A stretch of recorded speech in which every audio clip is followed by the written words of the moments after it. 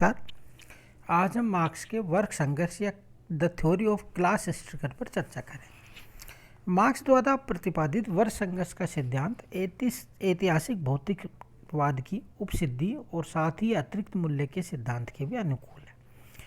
Marks ने आर्थिक नियतिवाद की सबसे महत्वपूर्ण अभिव्यक्ति इस बात में देखी कि समाज में सदैव ही विरोधी आर्थिक वर्गों का अस्तित्व रहा। एक वर्ग वह है जिसके पास उत्पादन के साधनों का स्वामित्व है और दूसरा वह जो केवल शारीरिक श्रम करता है। पहला वर्ग सदैव ही दूसरे वर्ग का शोषण करता है और समाज के शोषक और शोषित ये दो वर्ग सदा ही आपस में संघर्षरत रहते हैं और इनमें समझौता कभी भी संभव नहीं है। समाज की मीमांसा में मार्क्स वर्ग को ही एक प्रमुख इकाई मानते हैं। विभिन्न वर्गों की जीवन शैली, उनके स्वार्थ तथा सांस्कृतिक आदर्श भिन्न होते हैं। वर्ग संघर्ष का आधार है उत्पादन प्रक्रिया में व्यक्ति का स्थान। वर्ग संगठन के अपने सिद्धांत में मार्क्स मुख्य रूप से दो ऐसे वर्गों की कल्पना करता है जो आधुनिक समाज में सक्रिय राजनीतिक इकाई हैं। इनमें से एक मध्यम वर्ग है जो नगरों में रहता है और व्यापार में लगा होता है। यह नागरिक और राजनीतिक स्वतंत्रताओं में विशेष रुचि लेता है। दूसरा वर्ग औद्योगिक सर्वहारा वर्ग है। यह भी नगरों में रहता है, लेकिन यह वर्ग राजनीतिक स्वतंत्रता की अपेक्षा आर्थिक सुरक्षा को ज़्यादा महत्व देता है। आधुनिक समाज में इन दोनों वर्गों के बीच संघर्ष होता रहता है। मार्क्स की मान्यता है कि अंततः इस संघर्ष में सर्वहारा संवर्ग की विजय होगी और उसी वर्ग का आधिपत्य स्थापित होगा। मार्क्स के अनुसार वर्ग युद्ध का सिद्धांत विश्व इतिहास की व्याख्या के लिए अचूक औषधि है। वर्ग संघर्ष का इतिहास ही मानव जाति का इतिहास है। विश्व इतिहास का आर्थिक और राजनीतिक शक्ति के लिए विरोधी वर्गों में संघर्ष की श्रृंखला है। इतिहास का निर्माण करने वाले राजनीतिक आंदोलन वर्ग आंदोलन होते हैं और प्रत्येक काल और प्रत्येक देश में आर्थिक और राजनीतिक शक्ति प्राप्त करने के लिए निरंतर महान आंदोलन को जन्म देते हैं। प्राचीन रोम में कुलीन सरदार साधारण मनुष्य तथा दास होते थे। मध्य युग में सामंत, सरदार, जागीरदार, स्वंगसंगी, कामदार, अप्रेंटिस तथा सेवक होते थे। प्राय इन समस्त वर्गों में इनकी उपश्रेणियाँ होती थी। ये समूह अर्थात दमन करने वाले तथा दलित निरंतर एक दूसरे का विरोध करते थे। मार्क्स ने सामाजिक वर्गों के संघर्ष तथा विरोधों के इतिहास की व्याख्या की कुंजी खोजकर कोई विशिष्ट कार्य नहीं किया है। उनकी विशेषता तो इस बात में है कि उसने वर्ग विरोध के केवल एक ही कारण आर्थिक भेद पर ही अपना ध्यान केंद्रित किया है। स्वयं मार्क्स ने यह स्वीकार किया है कि समाज का विभिन्न विभिन्न वर्गों में विभाजन का सिद्धांत उसके पूर्ववर्ती पूंजीवादी इतिहासवेत्ताओं को विदित था, किंतु उनके सामाजिक वर्ग विभाजन को ऐतिहासिक दृष्टिकोण से अर्थात बदली हुई उत्पादन प्रक्रिया की पृष्ठभूमि में देखा और यह भी विशेष रूप से कहा कि सर्वहारा वर्ग का अधिनायकत्व पूंजीवादी समाज का नाश करेगा। वर्ग विभाजन के सिद्धांत का बीज प्लेटो, अरस्तु, विंटस्ले, ओब्रियन, संत साइमन के अनुयायियों में भी पाया जाता था।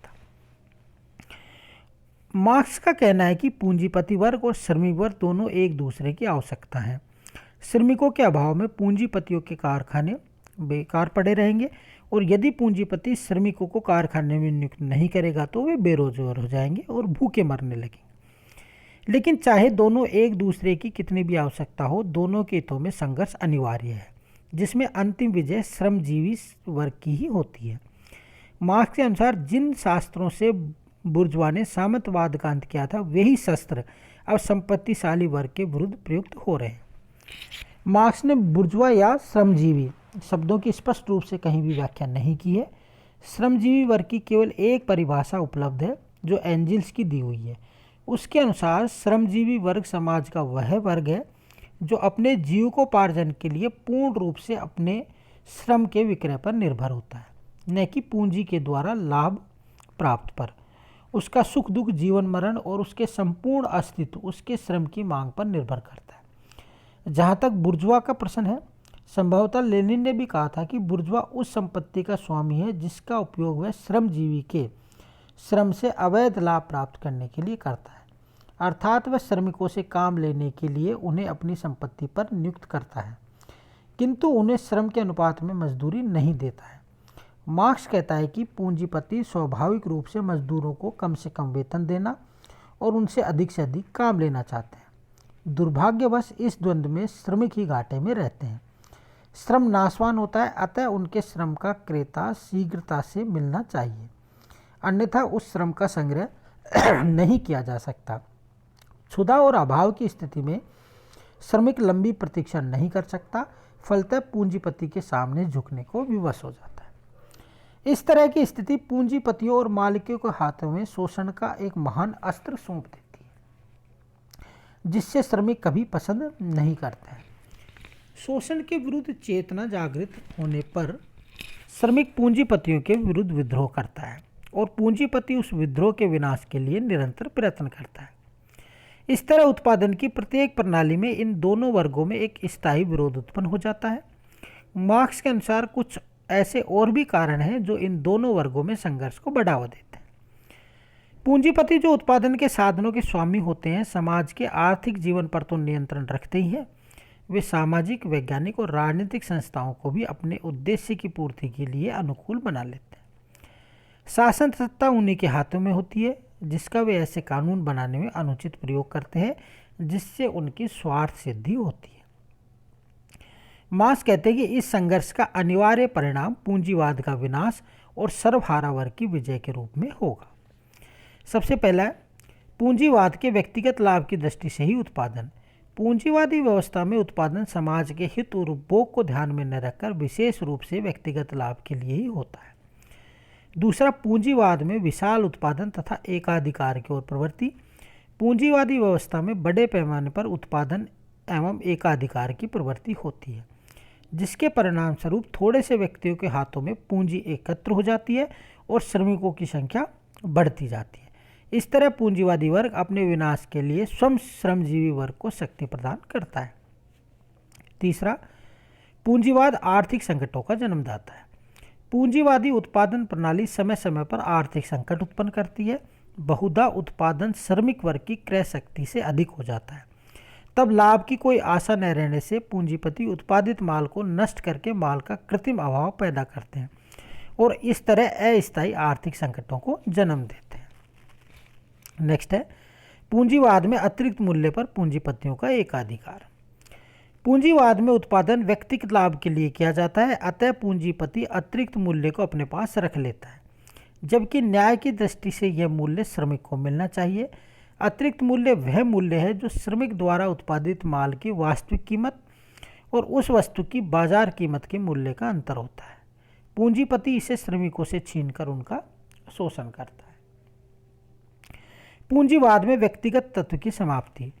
पूंजीवादी प्रणाली में श्रमिकों के व्यक्तिगत चरित्र का लोप होकर उसका यंत्रीकरण हो जाता है और इस प्रणाली में श्रमिक स्वाभिमान खोकर यंत्रों का केवल दास मात्र बन जाता है। नेक्स्ट है पूंजीवाद श्रमिकों की एकता में सहायक। पूंजीवाद श्रमिकों में असंतोष फैलाकर उन्हें एकता की ओर अग्रसर करता है।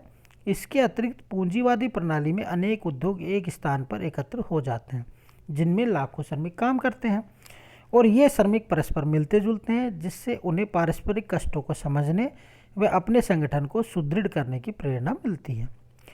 पूंजीवादी अंतर्राष्ट्रीय श्रमिक आंदोलन का जन्मदाता। पूंजीवाद में होने वाला तीव्र विकास विश्व के अनेक देशों को एक दूसरे के समीप लाता है। जब पूंजीपति उत्पादित माल को अपने देश में ही नहीं खपा पाते तो दूसरे देशों की मंडियों की खोज करते हैं, जिसके परिणाम स्वरूप विभिन्न देशों के श्रमिकों को परस्पर संपर्क में आने का अवसर मिलता है और इस तरह राष्ट्रीय सीमाओं को तोड़कर श्रमिक आंदोलन अंतर्राष्ट्रीय रूप धारण कर लेता है। मार्क्स के अनुसार इन सभी कारणों से पूंजीवाद स्वतः अपने विनाश की ओर बढ़ता जाता है।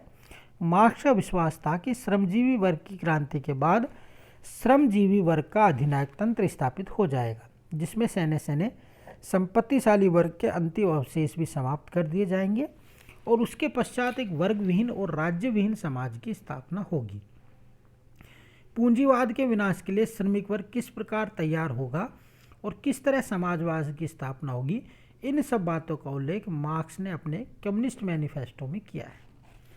अब देखते हैं मैनिफेस्टो क्या है। मैनिफेस्टो का आरंभ ही इस सामान्य कथन से होता है कि आज के संपूर्ण समाज का इतिहास वर्ग संघर्षों का इतिहास है। मार्क्स और एंजेल्स ने इस घोषणा पत्र में वर्ग युद्ध के सिद्धांत का प्रयोग वर्तमान समाज के समस्त नियमों को समझने की कुंजी के रूप में किया है। जैसे पहला कहते हैं कि पूंजी वर्ग तथा सर्वहारा वर्ग, दो वर्ग इसके अंतर्गत पाए जाते हैं। पूंजीवादी वर्ग उत्पादन यंत्रों में क्रांति लाए बिना और इसके द्वारा उत्पादन के संबंधों व साथ ही सामाजिक संपत्तियों में परिवर्तन लाए बिना जीवित नहीं रह सकता। उत्पादन के यंत्रों में निरंतर परिवर्तन लाभ की दृष्टि से किया जाता है। लाभ के लिए उत्पादन पूंजीवादी पद्धति की आधारभूत विशेषता है। अपने अस्तित्व को कायम रखने के लिए पूंजीपति वर्ग बाजारों का विस्तार करने की ओर प्रवृत्त होता है और पूंजीवाद ने दूसरों से कच्चा माल खरीदने और उन्हें तैयार माल बेचने के कारण एक विश्वव्यापी स्वरूप धारण कर लिया है। पूंजीपतियों के उत्पादन के ढंग का एक अन्य लक्षण उनकी केंद्रीकरण की प्रवृत्ति है। व्यवसाय की अधिकाधिक वृद्धि के साथ ही ऐसे व्यक्तियों की संख्या कम हो जाती है जो कारोबार में काफ़ी पूंजी लगा सके। इस प्रकार बड़े पूंजीपति छोटे पूंजीपतियों को बाहर निकाल फेंकते हैं। फलस्वरूप पूंजी थोड़े से बड़े पूंजीपतियों के हाथों में ही केंद्रित हो जाती है और उद्योगों का एकाधिकार या एकाधिपत्य स्वरूप धारण कर लेते हैं। उत्पादन के साधनों में द्रुत सुधारों व संदेश वाहन और यातायात की सुविधाओं के विकास पर भी जोर दिया जाता है और महान उत्पादन शक्ति तथा यांत्रिक व वैज्ञानिक विकास को जन्म देने के बावजूद पूंजीवादी प्रणाली की उपयोगिता अब समाप्त हो चुकी है। पूंजीवादी समाज अब पतनोन्मुख है, स्वयं द्वारा उत्पन्न किए हुए विशाल धन को अपने में समेट सकने में असमर्थ है। आवश्यकता से अधिक उत्पादन के कारण बार बार नवीन संकट उत्पन्न होते हैं और स्वयं ही अपने अर्जित धन को विशाल मात्रा में नष्ट करके इन संकटों को दूर करने का प्रयत्न किया जाता है। पूंजीवादी पद्धति में यंत्रीकरण की वृद्धि से कार्यकुशलता की उपेक्षा होती है तथा श्रमिक एक यंत्र मात्र बन जाता है। अपनी बढ़ती हुई समस्या सभ्यता व व्यक्तिगत चरित्र के कारण श्रमिकों में वर्ग चेतना का उदय होता है। पूंजीवादी पद्धति में उत्पादन का केंद्रीकरण होता है, अतः हजारों श्रमिक छोटे छोटे क्षेत्रों में एकत्रित हो जाते हैं और इस स्थिति से उन्हें अपनी कठिनाई और आवश्यकताओं का पूर्व अपेक्षा अधिक ज्ञान हो जाता है और वे पारस्परिक सहयोग की ओर अग्रसर होते हैं और उनकी वर्ग चेतना बलवती हो जाती है। निरंतर बढ़ते हुए बाजारों, संदेश वाहन और यातायात के साधनों की पूंजीवादी व्यवस्था संपूर्ण विश्व के श्रमिकों में विचार विनिमय संभव बना देती है और श्रमिक आंदोलन को अंतर्राष्ट्रीय रूप प्रदान कर देती है। मैनिफेस्टो उपयुक्त क्रांति के परिणामों की भविष्यवाणी करते हुए उद्घोष करता है कि अंत में पूंजीवादी वर्ग अपने विनाश को प्राप्त होगा तथा सर्वहारा वर्ग का अस्थायी अधिनायकत्व स्थापित होगा, जिसका प्रमुख कार्य शेष पूंजीपतियों को उत्पादन के साधनों से वंचित कर उन्हें बलपूर्वक संपत्तिहीन कर देना होगा। जब उत्पादन के संपूर्ण साधन राज्य के नियंत्रण में आ जाएंगे और राज्य पर केवल एक वर्ग अर्थात श्रमिक वर्ग का नियंत्रण होगा, तो यह कहना अधिक सत्य होगा कि सर्वहारा क्रांति के बाद जिस समाज की स्थापना होगी वह वर्ग रहित समाज होगा और उस समय समस्त वर्गीय संघर्ष का अंत हो जाएगा और इसके साथ ही उन दमनकारी राज्य की भी समाप्ति हो जाएगी जिसका हमें अनुभव है। आइए अब हम देखते हैं मार्क्सवादी सिद्धांत की आलोचना है। मार्क्स का वर्ग संघर्ष का सिद्धांत काफ़ी महत्वपूर्ण है। समाज में सामाजिक वर्गों के अस्तित्व से कोई इनकार नहीं कर सकता है। प्राय प्रत्येक सभ्य समाज में जन, संपत्ति, पद, वर्ण, प्रतिभा आदि के आधार पर भेद विद्यमान रहे हैं और यह भी सत्य है कि राजनीतिक शक्ति की प्राप्ति के लिए विभिन्न वर्ग संघर्ष ऐतिहासिक घटनाओं के निर्धारण में योग देते हैं। लेकिन यह सब होते हुए भी मार्क्स का वर्ग संघर्ष का सिद्धांत कटुतम आलोचना का विषय रहा है। इस सिद्धांत के विपक्ष में निम्नलिखित तत्व दिए जाते हैं। पहला, इसमें समाज में केवल दो ही वर्ग नहीं है, आधुनिक युग में एक शक्तिशाली और महत्वपूर्ण मध्यम वर्ग का भी विकास हुआ है। इस वर्ग में प्रबंधक, कुशल कारीगर, अफसर, वकील, डॉक्टर, इंजीनियर आदि सम्मिलित हैं। इस तरह मार्क्स की यह घोषणा कि समाज में सदाई दो वर्ग रहते हैं गलत सिद्ध हो रही है। दूसरा, मार्क्स का यह कथन ऐतिहासिक दृष्टि से गलत सिद्ध होता है कि निम्न मध्यम वर्गीय और छोटे छोटे बुर्जुआ अंत में श्रमजीवी वर्ग में मिल जाएंगे। उद्योग प्रधान समाजों में वेतनभोगी कर्मचारी, बिचौलिए, व्यावसायिक लोग और छोटे दुकानदारों की वृद्धि हुई है, जिन्हें मार्क्स की योजना में छोटे बुर्जुआ ही कहा जा सकता है। लेकिन फासिज्म ने यह प्रमाणित कर दिया है कि इस प्रकार के लोग सर्वहारा वर्ग में शामिल होने का इतना तीव्र विरोध करते हैं जिसकी मार्क्स कल्पना भी नहीं कर सकता था। तीसरा, मार्क्स ने यह भूल की कि उसने सामाजिक वर्गों और आर्थिक वर्गों को एक ही समझा तथा वर्ग संघर्ष को शोषक व शोषित वर्गों के बीच अपनाया। ब्राह्मणों, क्षत्रियों, धनतंत्रवादियों, पैट्रिशियनों और प्लेबियनों को आर्थिक वर्ग मान लेने से पहले वे वर्ग चेतनाओं की धारणाओं का उससे अधिक स्पष्ट व निश्चित विश्लेषण आवश्यक है जितना मार्क्स ने किया है। वास्तव में शासक और शासित वर्गों के हित में आंतरिक विरोध इतना गहरा है कि मार्क्स के वर्ग सिद्धांत को एक खतरनाक एवं अत्यधिक सरलीकरण समझा जाना चाहिए। चाहे हमें मान लें कि अमीर और गरीब के बीच मध्य संघर्ष हमेशा आधारभूत तत्व है। चौथा है, मानवता का संचालक तत्व वर्ग संघर्ष न होकर उनमें सामंजस्य की भावना है। समाज में अनेक वर्ग सामाजिकता की भावना के कारण विभिन्नताओं के होते हुए भी एकता के सूत्र में बंधे रहते हैं। समाज का विकास वर्ग संघर्ष न होकर सामाजिक सामंजस्य और एकता की भावना से होता है। मार्क्स की मान्यता है कि पूंजीवाद के विकास के साथ साथ श्रमिक वर्ग दीनहीन होते जाएंगे, जिसके परिणाम स्वरूप उनमें चेतना का प्रादुर्भाव होगा। किंतु इतिहास ने मार्क्स की इस मान्यता को गलत सिद्ध कर दिया है। वास्तविकता यह है कि प्रथम महायुद्ध के बाद से इंग्लैंड में पूंजीवाद के विकास के साथ साथ श्रमिकों की समृद्धि में भी इतनी तेजी से वृद्धि हुई और ये आज पूंजीपतियों की समृद्धि में साझेदार बने हुए हैं। साथ ही मार्क्स की यह धारणा भी सत्य सिद्ध नहीं हुई कि श्रमिक वर्ग में भी चेतना दृढ़तर होती जाएगी और समस्त कार्यकारी लोग एक हो जाएंगे। हम स्पष्ट देखते हैं कि समस्त वेतन भोगी व्यक्तियों में न तो श्रमिक वर्गीय चेतना ही है और न उनमें श्रमिक वर्ग के प्रति कोई सहानुभूति ही उत्पन्न हुई। श्रमिक वर्ग के सिद्धांत का प्रतिपादन करते समय मार्क्स संभवतः यह कल्पना नहीं कर सका था कि पूंजीवाद स्वयं को बदलती हुई परिस्थिति के अनुरूप ढाल सकेगा। इस भूल के कारण आज मार्क्स की पूंजीवाद के विनाश की धारणा केवल एक मृग तृष्णा बनकर रह गई है। आज पूंजीवाद ने उत्पादन पद्धति में सुधार कर श्रम को संकटों से मुक्त कर दिया है और परिस्थिति के अनुसार स्वयं को ढालकर श्रमिकों का बहुत कुछ समर्थन प्राप्त कर लिया है।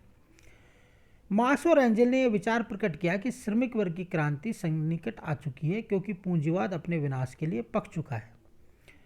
क्रांति सर्वप्रथम सर्वाधिक औद्योगिक प्रधान देशों में होगी, किंतु मार्क्स का यह विश्वास अभी तक तो गलत ही प्रमाणित हुआ है और औद्योगिक दृष्टि से विकसित किसी भी देश में अभी तक ऐसी कोई श्रमिक क्रांति नहीं हुई है।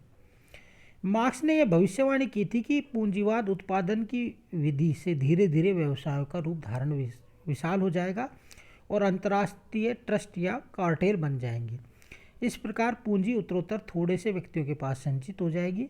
इस सिद्धांत के विरोधियों का कहना है कि भविष्यवाणी का प्रथम भाग तो सिद्ध हो चुका है, क्योंकि आजकल बड़े विशाल औद्योगिक व व्यापारिक संगठनों का निर्माण हो गया है तथा पूंजी थोड़े व्यक्तियों के हाथों में केंद्रित नहीं हो रही है। बड़े पूंजीपतियों के साथ साथ छोटे पूंजीपति भी बने हुए हैं। मध्यम वर्ग का अंत नहीं हो रहा है और इस मध्यम वर्ग के लोग सर्वहारा वर्ग में शामिल होकर उसका विस्तार नहीं कर रहे हैं।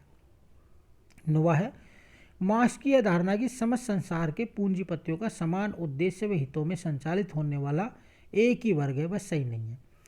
सारे विश्व की बात तो छोड़िए, एक ही देश के असंख्य भूमिपतियों, कारखानों के स्वामियों और उद्योगपतियों को एक ऐसा सफल पूंजीवादी वर्ग नहीं समझा जा सकता जो वर्ग चेतना से पूर्णतः प्रेरित हो और जिसमें वर्ग की एकता की भावना विद्यमान हो। लास्ट है, मार्क्स की इस मान्यता के विरुद्ध गंभीरतम आक्षेप किया जाता है कि अंत में श्रमिक वर्ग की पूंजीवादी वर्ग पर विजय होगी और सर्वहारा वर्ग का अधिनायकत्व स्थापित हो जाएगा।